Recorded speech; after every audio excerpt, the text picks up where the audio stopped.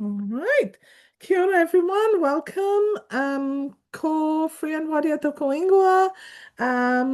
We have Lara Nettle with us today, and I'll get us going with a karakia for our korero today.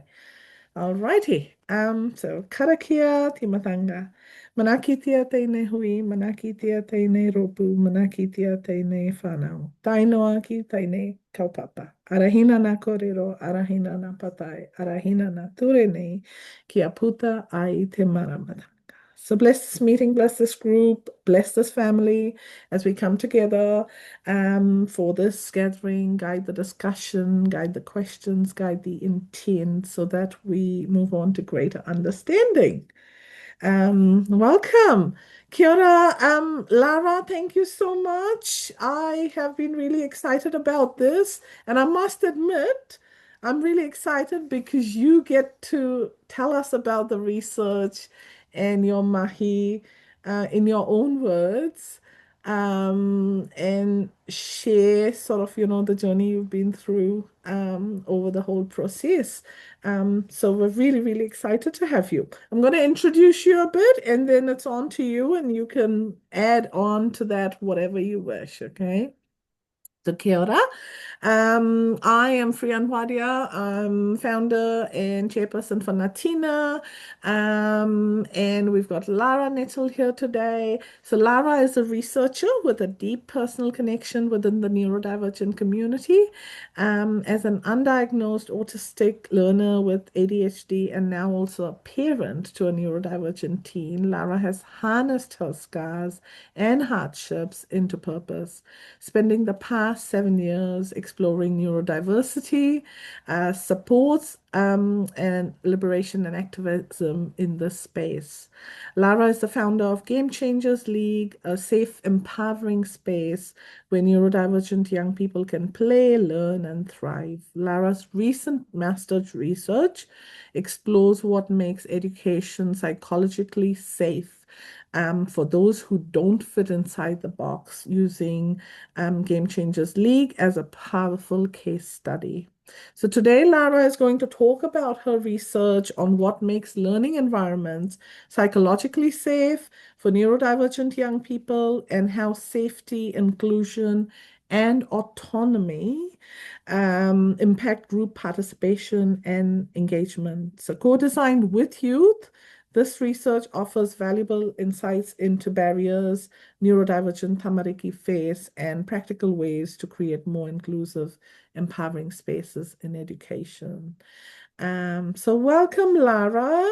Um, Tell us a bit about yourself and how did all of this come about?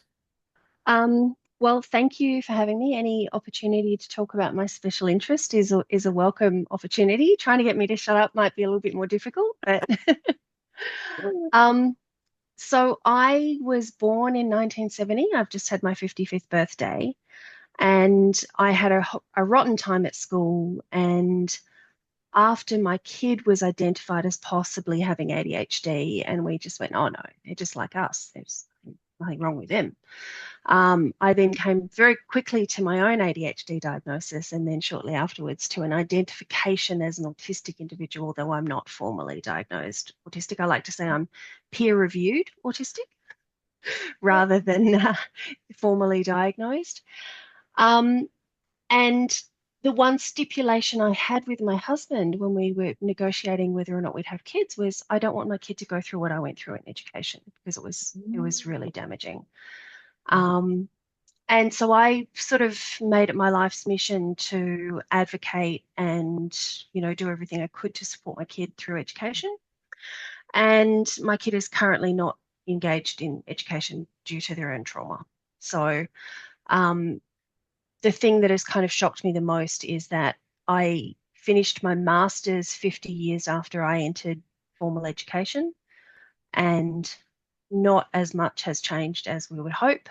And so my kind of, I guess, overarching goal is that we can start to look at the actions each of us can take in our areas of responsibility for making that really needed change happen. And I think most of us agree that change needs to happen. And because we know so much about what causes trauma and what helps engagement and all of these different things, um, it doesn't seem to be happening within schools. And so there are barriers that are obvious and there are barriers that are not so obvious.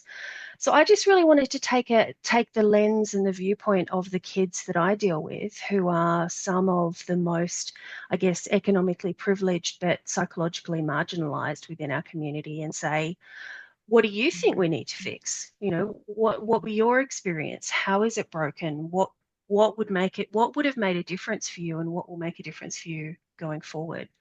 And so instead of just co-design, I co-created my research with these kids. And I took a bunch of kids who were not currently engaged with game changers, or were ineligible to be part of the study for other reasons. Like my own kid was one of our co-creators, and 4 other kids who are friends with them.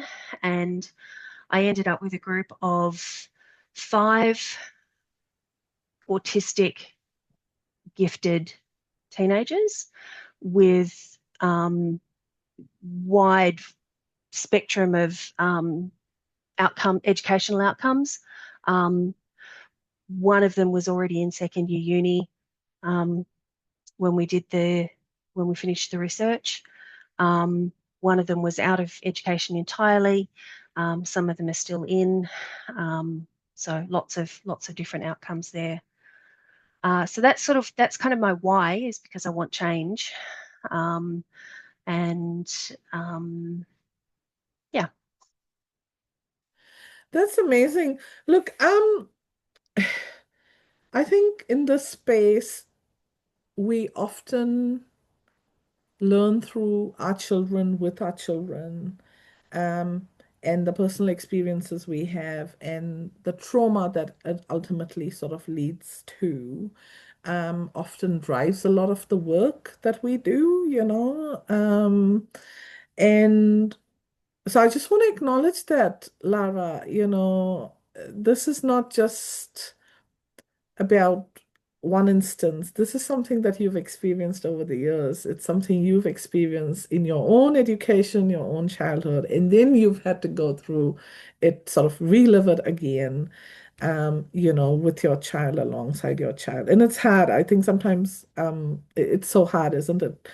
For yourself, you kind of find ways to cope. When it's your child, you feel so much more helpless, because you can't do anything, and you can't, you know, change the system, and you can't fix things for them and take away the pain and hurt and trauma, you know, And for I think maintaining the idea, and like just keeping a really visceral grasp on the idea that change is possible, is what keeps us positive, and that's the thing that keeps us energetic and keeps us getting out of bed in the morning.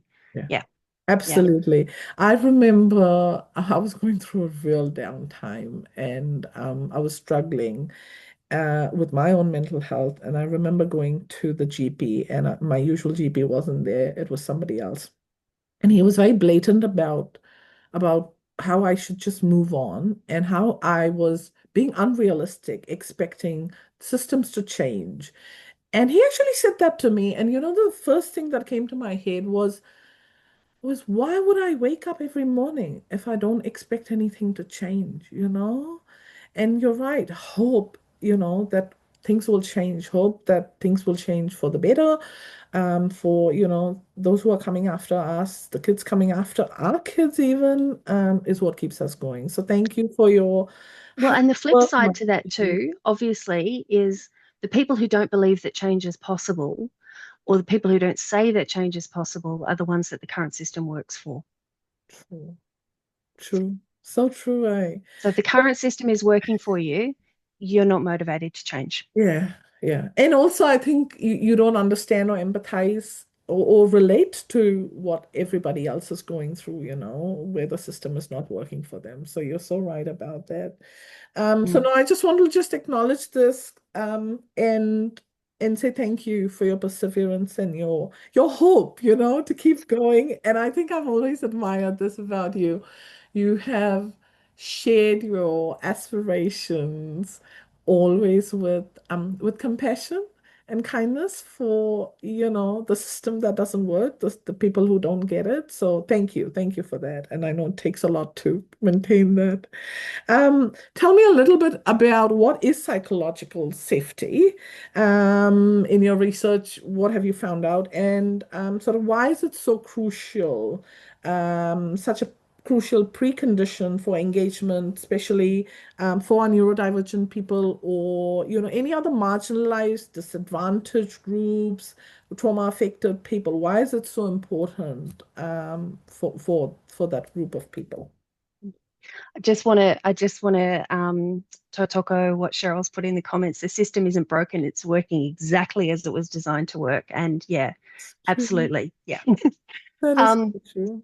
so psychological safety is a human resources term, and it's not usually used in schools. In schools, we talk about school climate, and school climate is more of a kind of like I guess, a weather vane for the school culture as a whole. Mm, Now, psychological safety is specifically a term as it relates to teams.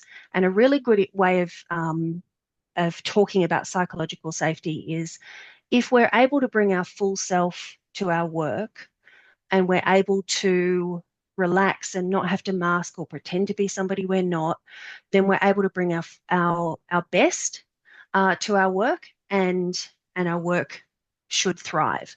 And in the early phases of research around psychological safety, there was a hospital project where they they thought that teams with high psychological safety would make fewer mistakes.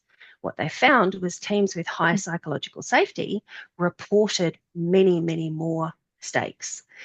mm, What they found was it wasn't that they were making more mistakes, but they were safer to talk about it. So mm, over time, their learning was better and deeper, their team communication was better, and the outcomes for patients were better mm, because they were allowed to take risks, because they were allowed to make mistakes, and because they were allowed to learn from those mistakes. mm. And if we look at what we know about how kids learn, we know that kids learn from making mistakes, but they need to feel safe to make mistakes. So if they're in an environment where they're not safe to make a mistake, their learning is going to be compromised. Yeah, absolutely. Yeah. And it's the same thing, isn't it, for us as adults? When you're working in a space where you're able to take those risks, you're able to be creative, you're able to try things, innovate, You're and able to have a fail bad if you need day. to. Yes, exactly. Hey. And yeah, I must admit, performance, high performance, efficiency are such highly prized, westernized concepts that we fall for. And I must admit, like for years, that's what I fell for. Even as a parent, I fell for until I realized I'm burning out, I'm crashing, and I cannot be, you know, at that 100% performance level all the time. It's just, And because we internalize that, we don't yeah, talk about it. And because we don't talk about it, we're further isolated and it compounds. And we end up being the country with the highest suicide rate for youth yeah. and so on and so forth. And so this is one of the sort of basic fundamentals of why I designed my research the way I designed it is I knew that I would get, if I had a good relationship with somebody and a good vibe going, I knew I could get deep into the conversation. But I also knew that this individual kid who was having a horrible experience was going to get more out of that conversation when the kid next to them was saying, that happened to me. Mm, absolutely. Because then we're breaking down barriers and we're removing that kind of like, this happened because it's my fault. This happened because I'm broken. Mm, So when kids were talking with each other in groups, they were actually just kind of looking, going, oh yeah, that happened to me too, right? And that was deliberately designed to be empowering for them so that they weren't isolated and siloed. yeah. And you mentioned internalization, and I'm just thinking something. that I've recently realized, the internalization is not just cognitive. I think the internalization is our nervous system being set in a certain way, and then finding it really hard, even when you get the concept, like, cognitively, this is what should happen, this is what should not happen, because you have internalized a certain way of being and a certain state, you just keep sort of repeating that. One of the things I've personally over the years started becoming more conscious of is how hard I push myself, and exactly what I said, the high performance efficiency stuff. And when I'm sick, I just push myself to keep going. And I've been telling myself I need to stop, I need to, slow down. Mm. It's okay to do all of that. And I've been realizing, even when I do it cognitively, why am I not doing it? Why am I not following through? I'm still, my actions are not matching my intent and what I'm thinking. And I was thinking, why is it? Why is it? And the only thing I could think of was, it's the nervous system. You're so used to working in a certain way. You're so used to doing things in a certain way, that you just keep doing that because, you're in that state. You drive yourself to it. And I think psychological safety, well, I would say it would take a long time to reset, isn't it? If you are not used to sort of experiencing psychological safety, if you're not used to failing, making mistakes, being yourself, speaking authentically, then I mean, it would take a lot of time, patience, effort from people around you, the adults supporting you, to be Mm. able to reset your nervous system to get to that state where you can now do it, isn't it? Yeah, and I think there's a lot of sort of milestones along that pathway in that um, a kid who is being very hard on themselves will be very readily able to say, I don't deserve that help, but Freon deserves that help, right? So we're able to offer that sort of compassion to others that we can't offer to ourselves. And I think that we have, because of this kind of very individualistic society and this, it's sort of competitive and whatever, and we teach people that we need to care about each other's and whatever, but it's on such a surface level that we don't start with self. Yeah, Yeah, absolutely. yeah. Absolutely. But Tell me, modeling failure is something that I take very seriously. yeah. Yes, yes. And but you sort of hit the nail on the head. We do it superficially at times. We don't do it fully and to the truest extent. So yes, I'm guilty of that, definitely. Um, Tell me in what ways, because you've obviously been you've established and you've been going with Game Changers League for a while. How has that provided the psychological safety? What within that format, the way you work, the way you run the program, allows for psychological safety that, our kids don't get in that traditional educational setting? Um, Mm. so I have written myself some notes here. Um, so one of the things I think is the kids come to Game Changers because they think it might be fun, and then they often come with a lot of hesitation of, there's the kids who have to be dragged into the floor, kicking and screaming. Um, and the games that they experience when they come are highly engaging, and we really don't, we kind of like sneakily let the kids know that they're doing maths and reading and comprehension and communication and team participation, and there's all of these higher order skills that they're doing and practicing and being and having modeled for them and scaffolded and supported and all this sort of stuff, but it's all very organic, so it's not explicit. um, and when I'm sort of making decisions or talking to the kids about why we do things a certain way, I'm really open about why.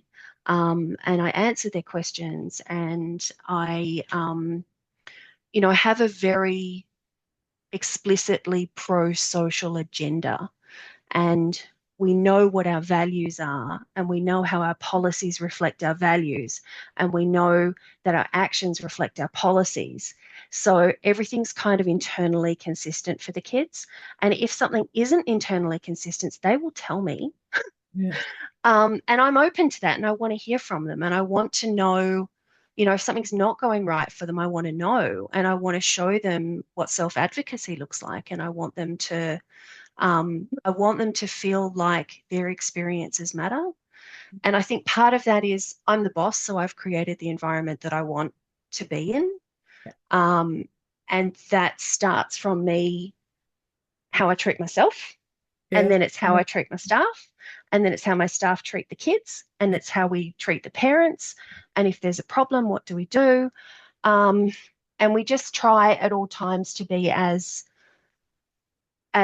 transparently reflecting the values behind the thinking as much as we can. And if we fail, we repair, and Yeah. we do that openly.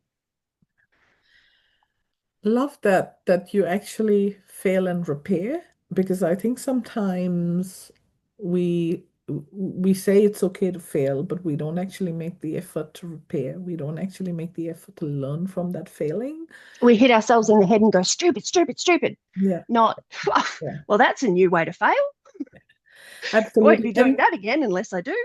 the growth mindset is so important, isn't it? Because failing is inevitable, and failing and hardship, and the reality is, to some extent, the discrimination, bullying that, happens for a lot of our kids is inevitable at times. And it really is about teaching them how to face it, how to move ahead, how to get help, how to fail and then learn and grow from it, isn't it?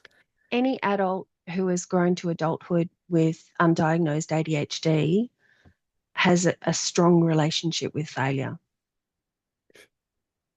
Absolutely. Absolutely. And I think without the failure, you can't have the innovation, you can't have the learning, you can't have the growth, isn't it? So it's so important. Lara, tell me a little bit about how does your theoretical framework, which is grounded in the social model of disability, for neurodiversity and disability, how does all of it shape and lead towards inclusion? Um, and how do you sort of make sense of the exclusion in schools? Where and how do you see everything you've learned from this research being applied into schools? Um, is there practical sort of, steps that schools could start taking? Is there, something that schools could be changing, shifting? Is there a sort of set of principles, framework that emerges from your research that schools can take and run with? What is it? Yes and no. I've written about 35,000 words on this subject, and I've got more to say. Um, One of the things that I'd really like to do is to start making kind of um, content that can be delivered to schools that can be used in this thing. Um, but two kind of things. I want to, if I can just share my screen Yes, for a second. absolutely, absolutely. This is one of those kind of mad person at a whiteboard with a cigarette moments. But if I No, can no, I'll just just, give you sharing. Hang on. Yeah, allow. There you go. so if I can share Go. this one. So can everyone see that? Yes, yes. I haven't used Miro for a while. So basically, my theoretical framework is based on these three big ideas. So the social model of disability says that disability is a function of social and systemic barriers. I'm not disabled because I'm in a wheelchair. I'm disabled because you haven't provided me with a ramp. The neurodiversity paradigm says that diversity is natural and should be valued.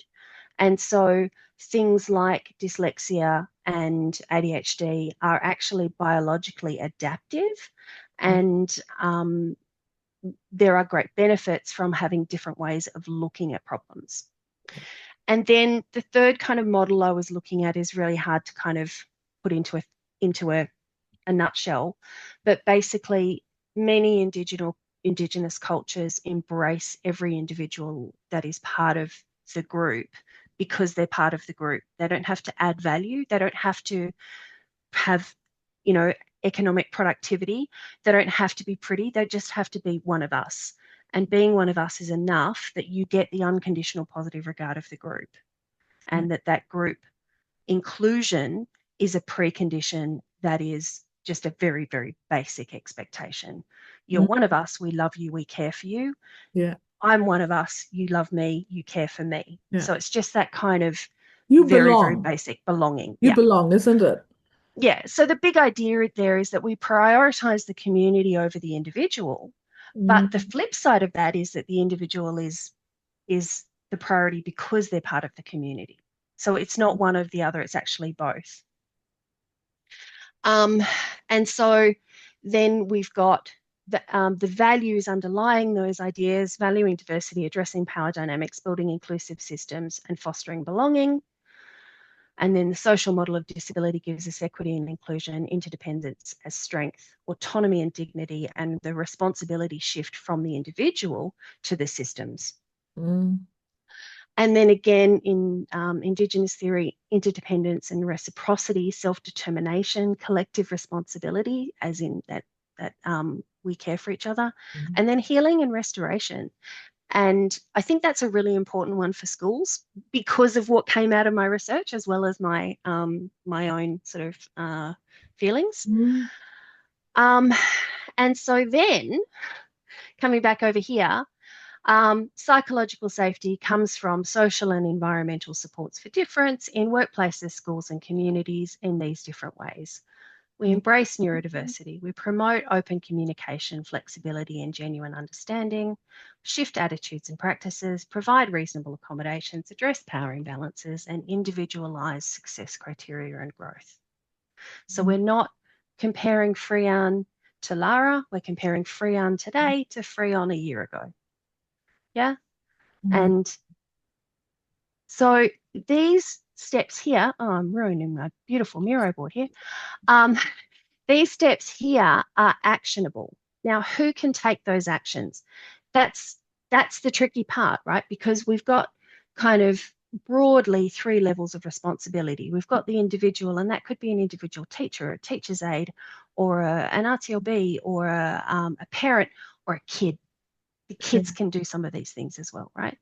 And then we've got the people who are in power within the system. So you've got your deputies, RTLBs, you've got your Senkos, you've got people who have power to change policy and to change the way things are done within that culture. And then you've got the policymakers, the politicians, the principals, and those sort of people at the higher level. And those people are still individuals, so they can still be taking individual actions, Yes. but they're not necessarily what those individual actions look like will be different. So each of us at every level, I want us to be able to think about what can I do in Mm, my situation, in my context, mm, that's going to maybe make things a little bit better. yeah. Because I don't think any of us should feel responsibility, but I would like for us to feel a little bit more control because Mm, a lot of us feel quite powerless, yeah. and no good comes from feeling powerless. Yeah. Um, uh, the three levels you spoke of quite a few years ago, I sort of in my head, obviously, had got this concept of if I'm going to advocate and if I'm going to, expect change to happen for my children, this is just within the school while they were at school, they are still at school. I kept thinking it has to happen at three levels. One is the classroom level where they are, with, peers and teachers and everybody. The other was I always taught the management level, like the people who were making decisions and sort of, had some power to make changes happen in the day-to-day stuff that happened. And then the sort of governance, and, that was more the higher level board, and even sort of, the principals, the real top leadership, like you say, policy and stuff. Um, and it doesn't change, doesn't happen unless, everybody does their bit, isn't it? So it's so important that everybody's chipping in and doing their little bit. And what I also realized after a few years of that sort of three-step thing in my head was I was like, actually, we need the community as well. Because if the community is not on board, if the other parents, the wider community is not on board, then again, they're gonna miss out, isn't it? So, you've actually got those actions that everybody could be doing across different spaces, different contexts, even. Yeah, and I think Mhm. if we think about change as being everybody has to be on board, that's kind of paralyzing. But if we think about change as in I can change at the next interaction I have with the next person I talk to, that's much more empowering. And And influence. if we make a change and we see that that change has an impact, Yeah, we're more empowered to make the next change and the next change and the next change. yeah. Um, and that feeling of um, like one of the things that I think is really necessary is it's very human to go, oh, I changed lanes and I didn't have my indicator on for long enough. That's because I made a mistake. But that person who cut me off in traffic and forgot to use their indicator, that's because they're a horrible person. Mm, And I think we're very quick to make these judgments. yeah. And we're particularly very quick to make judgments about autistic people, even if we don't know they're autistic, or probably especially if we don't know they're autistic. Um, and those judgments are negative and those judgments persist over time. Mm, Um, and if we can just hold ourselves back from making those judgments and having that little bit of curiosity about what's underneath that behavior, um, just taking that moment to take a breath and ask the question, I think is going to be transformative for a lot of kids. yeah, absolutely. It's the stories we tell ourselves, isn't it? And that often then takes hold and doesn't allow space for that collaboration, that compassion that needs to happen um, to move ahead together. No, look, I've got a question around, and this might be a hard one. But can you actually share examples of how well-meaning teachers and school leaders can actually cause harm uh, because they don't have that understanding of the importance of psychological safety, or what it is, or how to create it, Yeah. and how to create a school culture where there is psychological safety? And I say this with honestly no judgment, because I have come across so many fabulous educators over the years, and even parents, doing their best, trying their best, but because they don't have a full understanding of how to go about um, supporting our kids well, they unintentionally hurt and harm. And so how and where do you see that sort of stuff happening in the context of psychological safety? So, one of the most powerful stories that came out of my research was a kid who was very gifted and very perfectionist. And we all know that perfectionism is often a sign of anxiety, right? So, if a kid is getting 98 and that's not good enough and they're beating themselves up about it, that's a red flag. Um, this kid was working really, really hard and getting the best results of their life and was getting nothing but praise from their educators. But what was going on underneath that behavior was literally the worst years of that child's life. They were being abused systematically. And the school system and the educators that were in that kid's life were encouraging them to maintain that relationship because they saw the really good educational outcomes coming out of it. That to me is like the starkest example of this, of well-meaning people saying, oh, this is really good, keep doing it, when this kid was being horrifically abused.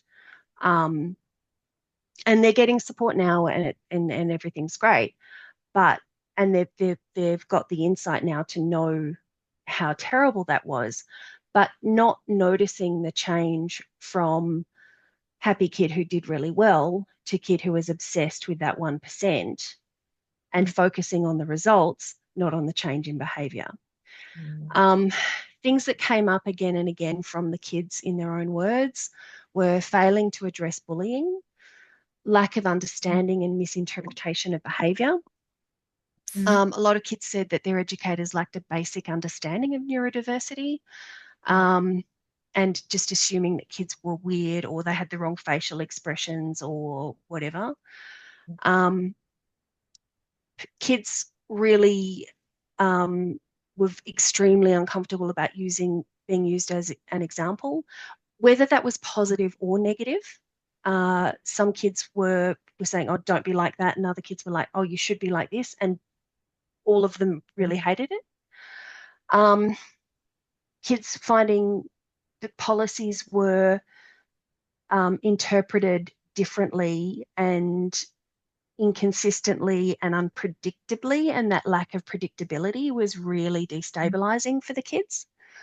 They didn't know if there would be repercussions from things. When they were told that there would be repercussions and then there wasn't repercussions, that was almost as destabilizing, because they just didn't know where they were at.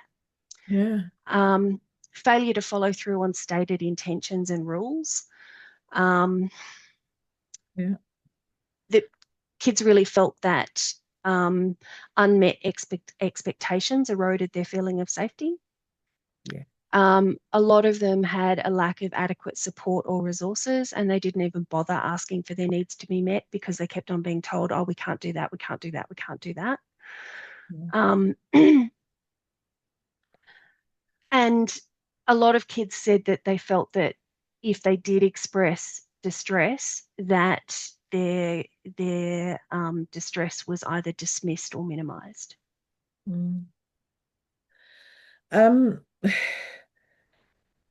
As parents, I think the minimization of your concerns, your distress, your sort of, valid reasoning, explanations about what, has happened or why your child has done something is something that, all parents will talk about. But it's really interesting that kids are able to pick up on these aspects as well. Can I ask, Lara, you mentioned the bit around lack of predictability about how the policies, rules, processes were being implemented, and that sort of, threw them off. And as you were talking about that, I was just thinking, but we also talk about the importance of flexibility and accommodations and adaptability. And where and how do you think those two can be balanced, the consistency, predictably? And I'll tell you why I'm asking you, because like I face that dilemma often in my own home, because I've got three children who are so different from each other, and then a husband who is again, quite different.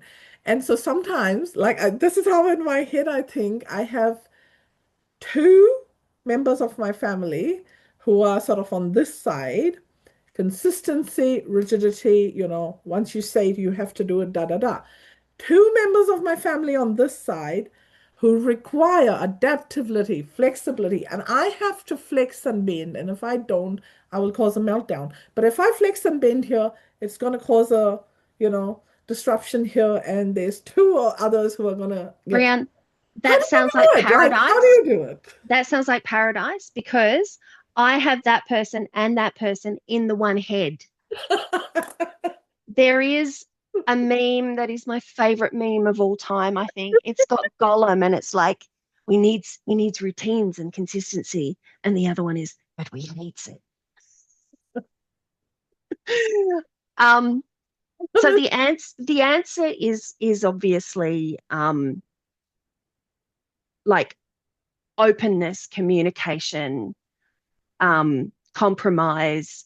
Just just have a discussion, because sometimes you'll find, like, every time I have a new kid come in and they've got their fidget toy and they're like, Yeah, yeah, I'm like, dude, I've got ADHD. Like, do you expect me to run a game while that disco is going on in my peripheral vision? Because I cannot. And so it's like you get to have your needs met. I can see that there's some proprietary, there's some proprioceptive, there's some vestibular, there's some excitabilities going on here. yeah, We can meet that need.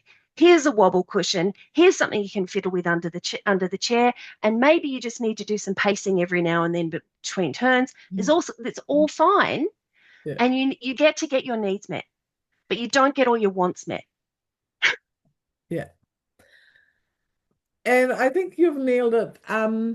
Communication, talking, unpacking, things and clarifying, repairing. It's so Yeah, crucial, isn't and it? also too, like, if I've got a sensory seeker and a sensory avoider, I need a really good reason to put them in the same group, True. right? Yeah, So if I've got a kid who is, you know, they express their excitement and joy by getting loud and flappy, yeah, I'm not going to put them next to the kid who's like, oh my God, there's a human next to me. I'm just going to cause distress to everybody. So, sometimes it's a matter of, hey, do you reckon you can handle that? Because that kid yeah, is like going to go off. yeah, Is that going to be okay for you? Do you want to give it a go, or is that just a no? yeah, Um, and sometimes you've been going off for a while now. Do you reckon you can wind it down a bit? And it's really just about, like, because the kids are aware, but it's not like you're bad for doing that. You're not yeah, faulty, you're not wrong. You have a need, your body is your body, you got to do the stuff. yeah. Um, you know, water your neurotic cucumber. Um, but it's just about matching needs and being respectful about that. Yeah. Um, your research highlights the transformative power of values becoming actions. Loved that display of yours. Very good clarity. And there is a request for the slide if you can share it. I Um, can't, because it doesn't fit on a piece of paper. oh, It does. okay. It's like it's a Miro thing that I can sort of zoom around. I could You do probably a put like the snapshot. main points into it. Yes. Yeah, but when you put it on a screen, it just, yeah. I've Okay. tried. Yeah, Try a snapshot. I've got in my research, I've got a do I have it here? Um, I've got the actual breakdown of actions. Maybe that's That helpful. I would don't be know. really cool. Yes, Yeah, please. And yeah. we can But even I'm make also it up I, into a little resource that you can share.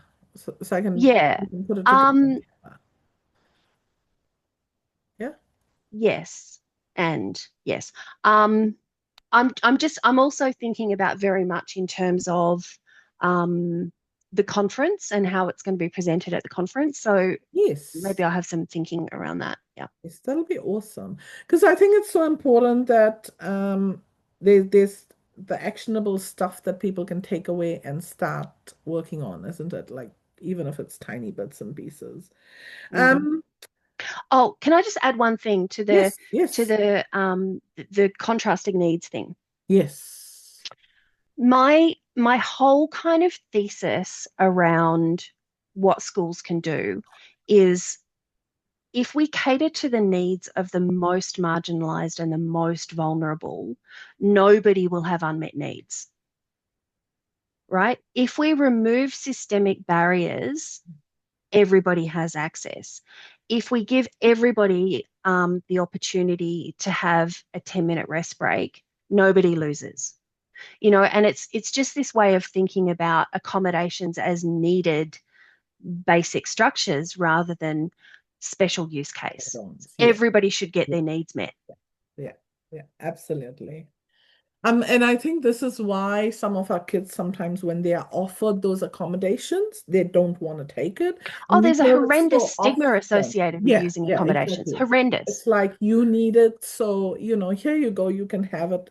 And sometimes things get given to you or done for you or your child as a favor, and it shouldn't be that way. It's sort of it devalues you The other thing when is it's that done a as a lot of a favor. lot of what is given to kids is not deemed by them as being necessary. So, um, Mhm. the kid who wants a laptop to use in exams gets given a reader writer, and the Yes, kid who wants a reader writer gets given a laptop. And so they're not necessarily consulted because the process is opaque and um, difficult and all. So yeah, I actually my co-creators were genius. They asked questions like, what accommodations are you entitled to?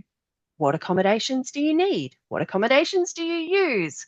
yeah, And all of these different levels of questioning around accommodations just to get to the point where universally the kids felt like they didn't feel entitled to use accommodations that they needed. They didn't get the accommodations that were appropriate. The accommodations they got weren't appropriate, and the accommodations weren't, in general, useful. And they felt like it was like a plague bell to ring around their neck to make them stand out and be a target of worse abuse. Yeah. yeah. Um, so gosh, I'm realizing the time, and I'm like, we haven't even gone through all our questions. I had so many questions prepared. What I want to ask you is, how can educators distinguish between compliance and true engagement? Especially when our kids mask and our kids sort of, under pressure, are sort of going along, with the flop sort of, response, or they're trying to appease, they're sort of, not really keen on this, but this is the safest way for me to go along. How do you how can educators start really distinguishing and making sure it's true engagement from the child, not compliance based, not pressured by peers? How do you do that? So the first thing I would say is that you yourself need to be engaged and you need to be authentic. So you Mhm. need to bring that yourself because Yeah, these kids will know if you're not engaged and if you're not authentic. true. And if you are engaged and authentic, you will see the sparkle from these kids, right? So, my own kid's probably a really good example here. They're going to a third year philosophy lecture on Friday about hermeneutics. And I've Mhm. had to learn a whole lot more about hermeneutics than I would want to. Um, can my kid write an essay? Absolutely not. Can they go to a third year philosophy class, sneak in with a friend, and then have a 1 hour discussion with the lecturer about the nuances of what's actually going on underneath and what are the next steps and all this sort of stuff? Absolutely, they can. Yeah. Right. So if you can find what the kid can do and what brings that sparkle, what brings that glimmer, right? The glimmer is the opposite of the trigger, Yeah. right? The trigger is the shutdown, the glimmer is the Mhm. what opens up this Yeah. kid and what is it like. I remember there was this kid, he came in and he was one of the ones who was like, his mum was like pushing him in the door, and he finally sat down next to me. I said, oh, what are you into? And he goes, science. I said, science. Oh, so like biology or like physics or whatever? He's like, all of it. And I was like, oh, what do you think about particle accelerators? And he was like looking at me like I've got two heads. But I've got a mate who was at the time a beamline scientist at the synchrotron in Melbourne, and I'd just been on a behind the scenes tour. of the particle accelerator in Melbourne while it was shut down for the holidays. And I had 452 photos of the particle accelerator that I really wanted to show him. Yeah, yeah. And that's what I mean about being authentic. I was like, if I'd shown him pictures of the particle accelerator and I didn't care about the particle accelerator, True. there's no point. There's absolutely no point. But when I told him, I said, look, when I was a kid, I used to read science fiction and I used to imagine what it would be like to be on a spaceship. And I stood on this gantry above the area where the particles were generated and shot out along the beamline. And I burst into tears because I couldn't believe I was standing there. And his face was, I had him. Yeah, yeah. Yeah. And I think, Lara, sometimes you may not share, I'm talking about a parent perspective. Sometimes you may not share the same interest as your child, but I think I've Please really don't talk about learned. Minecraft. Please don't talk about Minecraft. Please don't talk about Minecraft. Look, I have learned to find joy in not necessarily the content that I'm being delivered, but the enthusiasm and the joy with which it is being delivered, because I get all these random facts from my child. Um, and I'm thinking, for goodness sake, like, you can't follow instructions or you can't, do your homework in time, but you have all the stuff sitting in your head that really brings a sparkle to your eye, that, excites you. And I've really learned to sort of lean into that. And I think that's one of the things we have to learn as parents, as educators, as anybody supporting our kids, is really leaning into their joy, their enthusiasm, even when you don't understand what Minecraft does. Or it took me ages to figure out, like, what is this? You know, my first thing when my son started playing with Minecraft was, what does he do? It's just boxes. Like, it's such a boring game he plays. I didn't even know it was Minecraft. So, but the enthusiasm, the joy, the dedication is so important, isn't it?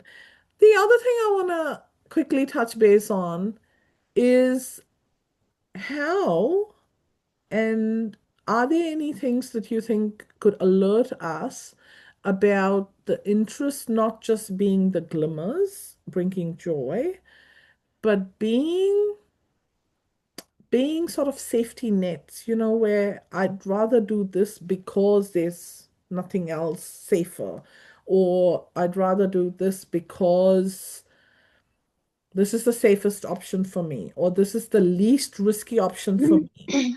I've I, found sometimes with my kids, what I've noticed is you've got to kind of give them the little push and nudge because otherwise they're sort of set in this space and that's all they'll do. They won't step out and explore. And so, but I always say you've got to nudge our kids along, but be very careful if you don't know them how much to nudge. You'll tip them over and you don't want to do that, right? And so, how do you know whether what they're doing is a real, genuine, authentic interest, or is this a safety net that they're using because there's nothing else available, or other things are unsafe, other things are too risky? How do you distinguish that? Any thoughts? Sorry, I know this is um, random, but no, it's all good.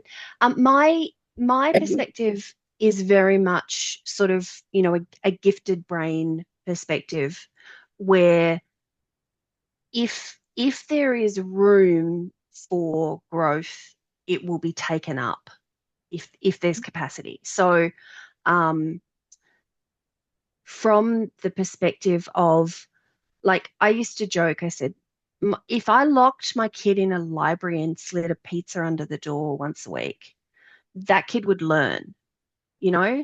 It's not the learning that I need to be concerned of. It's getting my kid to prove their learning is what has been the barrier for my kid and for many of our kids. Because our twice exceptional kids, we all know that capacity is fluid. So one day I can do this, but tomorrow I can't do that. And so they're being judged by their capacity at a fixed point in time. So they're either being judged as being deficient or, you know, expected to be up here all of the time when really life is messy and we're all different. And today's Tuesday and I've never done Tuesdays.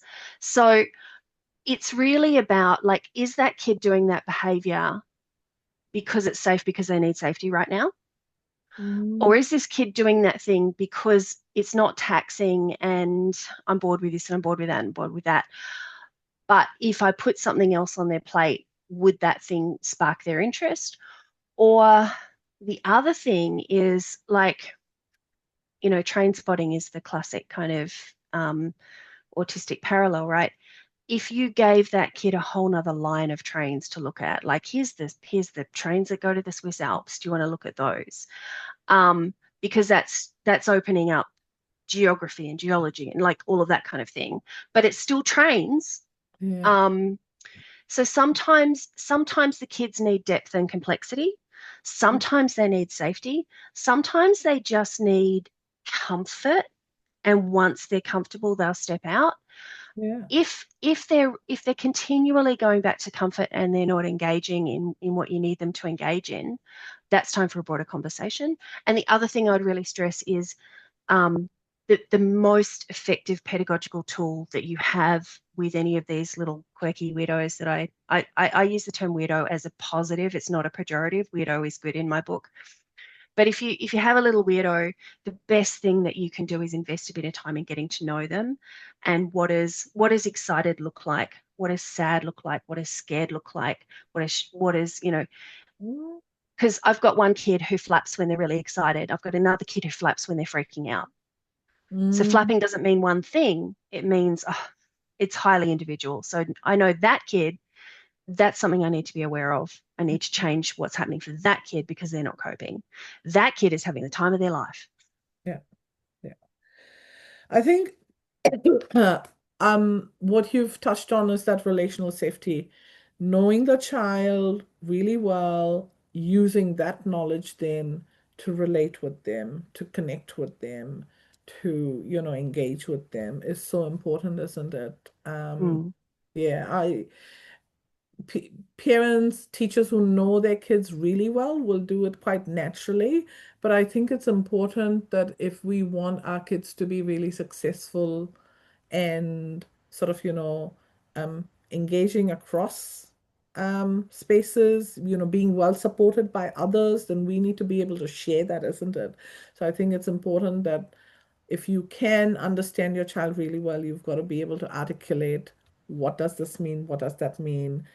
mm. How to sort of And and from a yeah, teacher's perspective, if you spend 10 minutes in February getting to know a kid, that 10 minutes will pay off over and over and over and over and over in the year that you've got that kid. brilliantly. It's Absolutely. exponential. And it's kind of like this whole sunk cost fallacy of like, I can't spend 10 minutes with that kid because I've got 30 other kids that I've got to deal with. Well, Yeah, yeah, but you're actually making your life harder. If you know, yeah, if you've got a flag on a file that says this kid's a bit interesting, spend the 10 minutes because you're going to save yourself an awful lot of time. absolutely. It's Like I was investing. literally told by the people at my kids' school, do not send an about me file to the kids' teachers, which is literally two A4 pages with a TLDR and lots of pictures. Don't send it because the teachers are overwhelmed. And I'm like, Oh gosh. okay, I'm asking for a few minutes of this teacher's time, and you're saying don't have it. Meanwhile, Autism New Zealand is using my file as an exemplar of Oh, what teachers would want, yeah, what teachers need. yeah. I've been told by friends who are teachers that the information I'm giving the teachers is really high quality, really useful, blah, blah, blah. And yet the school is telling me not to use it. And then the end result is my child is now unable to attend school. Yeah. And I think this is where, unfortunately, as parents, there's only so much we can do. We can offer, we can give, we can share. The willingness to receive, the willingness to learn alongside us, and for anybody who is supporting our children is so important, and that needs to sort of happen. Look, Thank you so much for this conversation today. I know we never got through all the questions that I had to ask, but I'm sure we can get you over another time once you've done a few more, you know, workable, actionable sort of resources created and things like that. Um, and thank you so much for the conversation today. Really appreciate it. And I hope that educators are able to take away from your research, and really looking forward to having you at the conference as well. Yeah, exciting. Before we close, is there anything else you wanted to share? Anything you wanted to, if you want to put things, information bits into the in the chat, feel free to. Yeah, anything before we close? Um, just want to say that I'm, my I don't have a hidden agenda. I'm very open about what my agenda is. I want change, and if anybody has an opportunity to publish, talk, conference, poster, anything like that, I'm fresh off this research and I'm desperate to share it. I'm going to be at the conference, the NATINA conference in October. I'm practicing that workshop at my university's research symposium in June or July. I better find out what that date is. Um, and the other thing is that if you speak to kids about psychological safety, they don't know what the term means. Mm, But if you tell them what the term means, they know how to identify it, they know when they've got it, and they know when they don't got it. And yes, it impacts on their engagement. Yes, it impacts on their learning. And they pretty much universally feel that they should have a right to it, that the feeling of psychological safety is a basic human right, and children shouldn't be exempt from that. amazing. And it is amazing, isn't it, when we take the time to unpack, like you've said, there's so much more they can contribute back as well and share Yeah. back with us. Thank Um, I'm looking for somebody just asked for a template for my thing. And because I'm switching from Mac to PC, I don't know if I do have it that I can share, but I think I have. Can I open it? Can I open it? Let's try opening it in Word. See if that works. Ugh. No, it doesn't like Word. I think what I would have to do is I have to open it on a Mac and then send it as a PDF. But I am very happy to share that with anyone who wants it because Autism New Zealand is using it, as far as I know. you. Um, I know what I could do. No, I can't. Can I? Is it on No, their too hard. website, Lara? Uh, I don't know. I'm unfamiliar with the website. I'm on their computer consumer advisory panel, but I don't um keep up to date of what's on there. Exactly, ADHD and autism are arguing in my head. It's so funny. Autism says I should be able to do this. ADHD is I can't. Look, all good. We will definitely keep sharing the bits and pieces that Lara shares. Thank you again for today, and I will close us with a karakia. I'm more than happy for people to hang around and chat if you want, but I will end with a karakia and pause our recording for today. Karakia whakamutunga. Kia whakairia te tapu, kia watia ai te ara, kia turuki whakataha ai, kia turuki whakataha ai, haumie hui e tai Thank ki. you. Rightio. Pomari, everybody. Until next time. So see you. Good night.